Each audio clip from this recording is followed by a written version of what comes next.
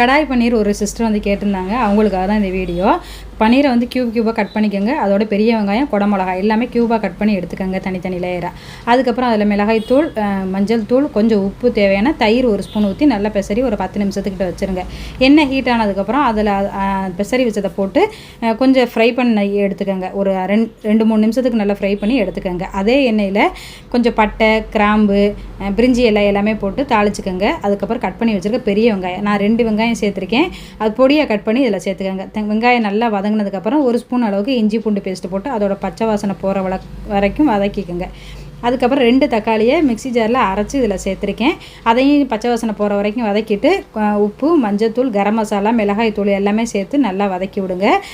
மிளகாத்தூள் ஆல்ரெடி அதுலேயும் போட்டுக்கனால இதில் கொஞ்சம் பார்த்து போட்டுக்கோங்க. கொஞ்சம் தண்ணி ஊற்றி கொதிக்க வைக்கிங்க. கொஞ்சம் நேரம் நல்லா கொதிச்சதுக்கப்புறம் ஃப்ரை பண்ணி வச்ச இந்த பன்னீர் எல்லாமே சேர்த்து நல்லா மிக்ஸ் பண்ணிக்கோங்க. இதோட சேர்த்து கொஞ்சம் நேரம் வந்து தண்ணி ஊற்றி ஒரு 5 நிமிஷத்துக்கு கொதிக்க வைங்க. சூப்பரான கடாய் பன்னீர் ரெடி ஆயிரும். சப்பாத்தியோடு சாப்பிட்றதுக்கு அட்டகாசமாக இருக்கும்.